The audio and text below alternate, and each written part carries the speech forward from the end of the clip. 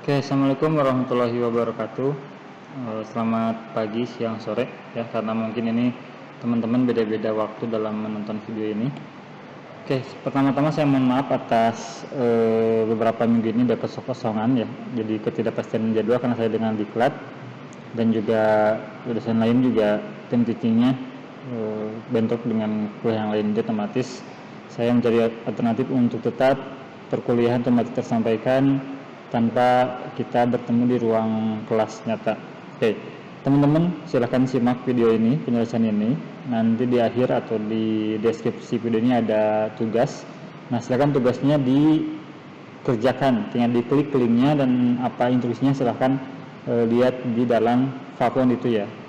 Absen akan terhitung ketika teman-teman mengerjakan tugas tersebut. Tugasnya gampang, tidak banyak, teman-teman tinggal klik saja, nanti tinggal isi saja apa yang diinstruksikan diisi. Hari ini kita akan belajar tentang tata kelola digital dan demokrasi digital dengan tantangannya ya. Jadi fenomenanya banyak.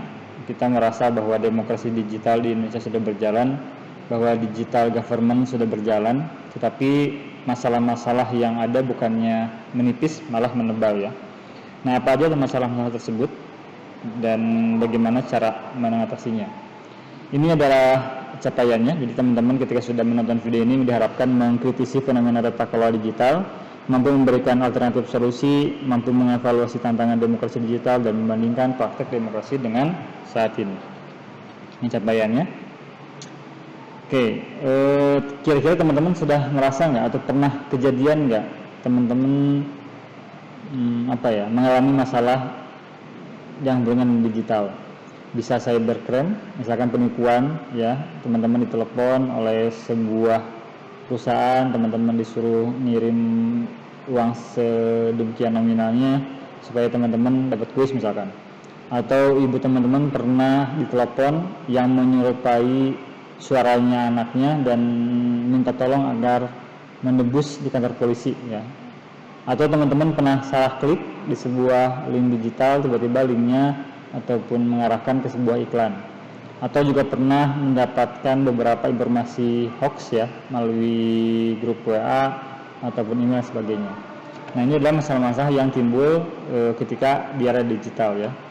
Kenapa hoax itu makin cepat menyebar? Kenapa layanan pemerintah sudah online tapi masih ribet ya? Katanya kan efisiensi dengan adanya teknologi, tapi malah pelayanannya tidak jauh beda dengan era sebelum teknologi. Apakah media sosial memperkuat atau justru merusak demokrasi? Silakan teman-teman jawab pertanyaan refleksi ini. Ini sebagai brainstorming teman-teman melihat fenomena permasalahan digital di negara kita.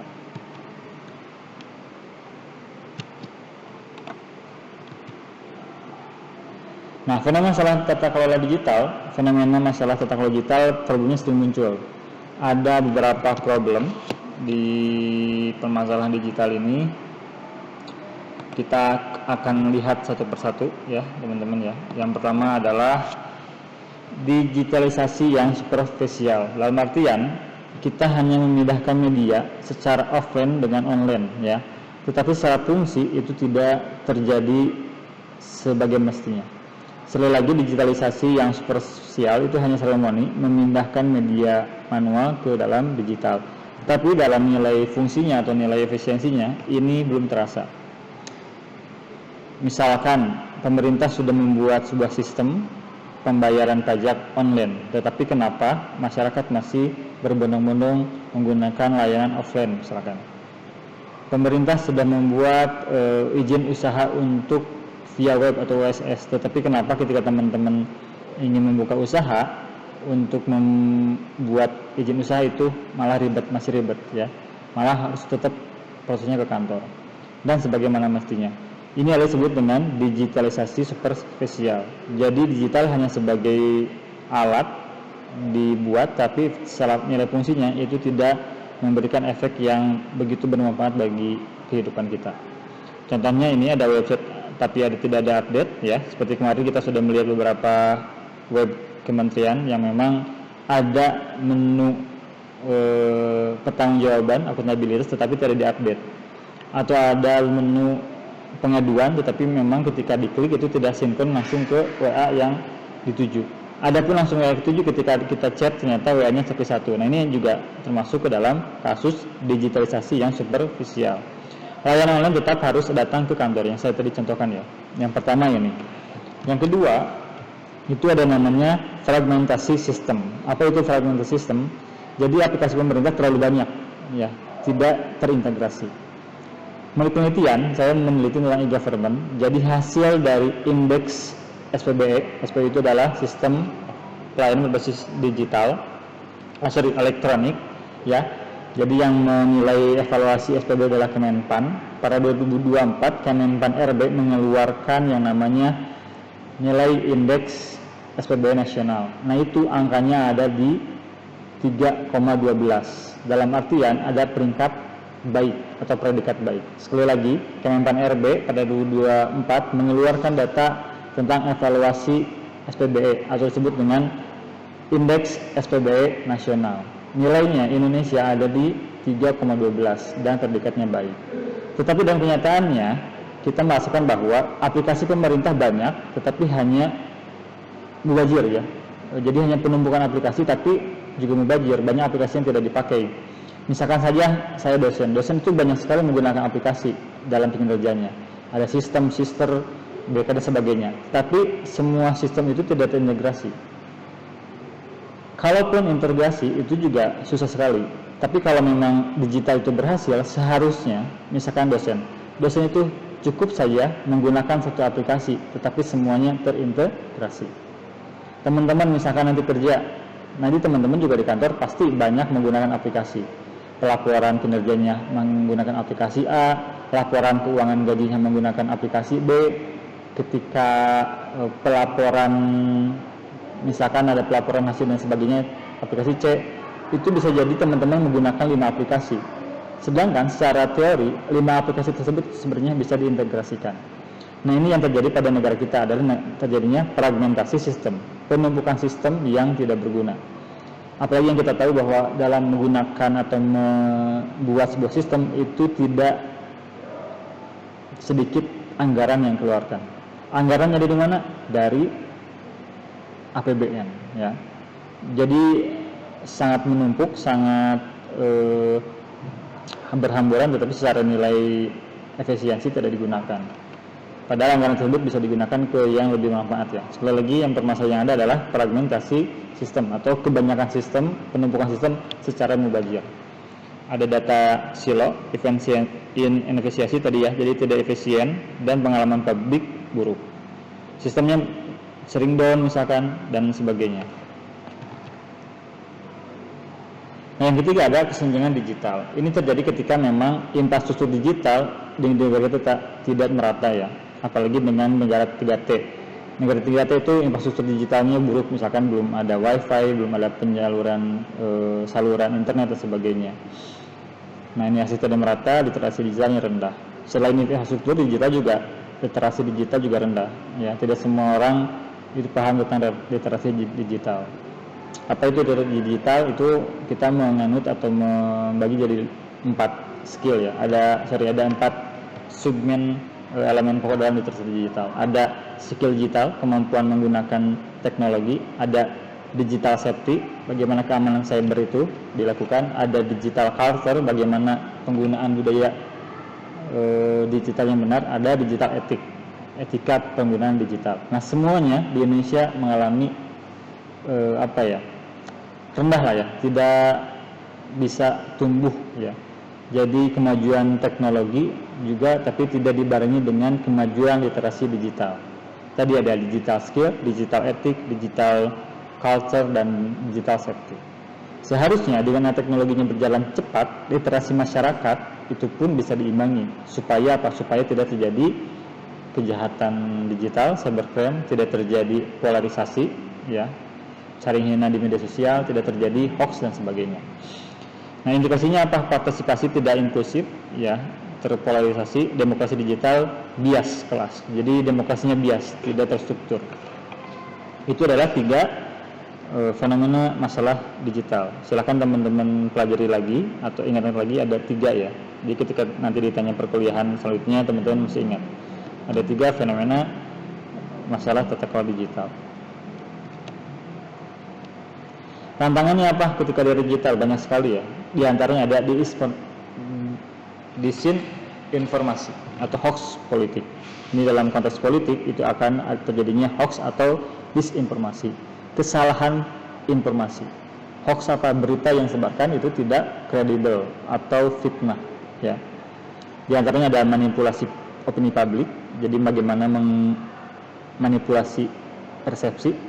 Ketika mata kuliah marketing politik, kita belajar tentang bagaimana kita membuat konten yang rasional dan emosional. Bagaimana kita menggiring opini masyarakat supaya kita masuk ke dalam persepsi kita. Nah, itu terjadi di kita ya. Manipulasi opini publik. Bagaimana pengalihan isu ya, terus juga masyarakat diberikan konten yang tidak mendidik dan sebagainya dan sebagainya. Terjadi polarisasi masyarakat. Ini terjadi juga ketika pemilu. Misalkan dulu ketika Kang Bowo dan Pak Dewi berseteru selama 10 tahun, itu kan masyarakat terbagi dua ya, terpolarisasi. Ada kaum cebong, ada kaum kampret. Itu juga terjadi di media sosial atau di ruang digital. Kenapa? Karena tadi masalah-masalah yang tiga tadi itu tidak bisa ditangani, sehingga timbullah yang namanya disinformasi dan hoax politik. Echo chamber, silakan teman-teman cari, ini salah satu PR apa pengertian echo chamber. Yang contoh aktualnya perang narasi di media sosial saat pemilu ya. Jadi ketika pemilu bukan substansi yang diangkat, tetapi malah saling ngejek ya. Misalkan kemarin kaum pendukungnya Anies itu menghina kaum pendukungnya Prabowo sebagai joget-joget, gemes dan sebagainya. Kaum Prabowo itu menyebutkan atau mengolok-olok kaumnya Anies adalah sebagai anak abah misalkan. Di media sosial itu terjadi perseteruan, saling caci maki, bukan terjadi tentang diskusi yang substansif ya. Jadi bukan perdebatan substansi ke program si capresnya, malah saling mengejek. Nah, itu juga kenapa tadi dikarenakan kurangnya literasi digital. Apalagi tantangannya? Nah, tantangan kedua adalah dominasi platform digital. Terlalu banyak, tadi ada fragmentasi sistem, otomatis menimbulkan dominasi platform digital. Algoritma tidak transparan ya, seperti kemarin pengen isu bagaimana kampanye itu dibuat supaya masyarakat bisa terhibur tetapi tidak melihat substansi programnya, tapi lebih terlihat emosionalnya atau terhiburnya. Kekuatan platform sangat besar dan regulasi tertinggal. Adanya UU ITE juga masih PR besar ya.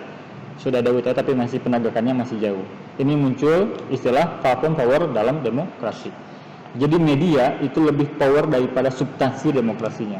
Demokrasi digital berjalan tetapi substansi di dalamnya belum sesuai harapan. Yang ketiga ada selektivis ya, itu partisipasi digital yang dangkal. Jadi masyarakat sudah tidak mau lagi berpartisipasi dalam demokrasi misalkan.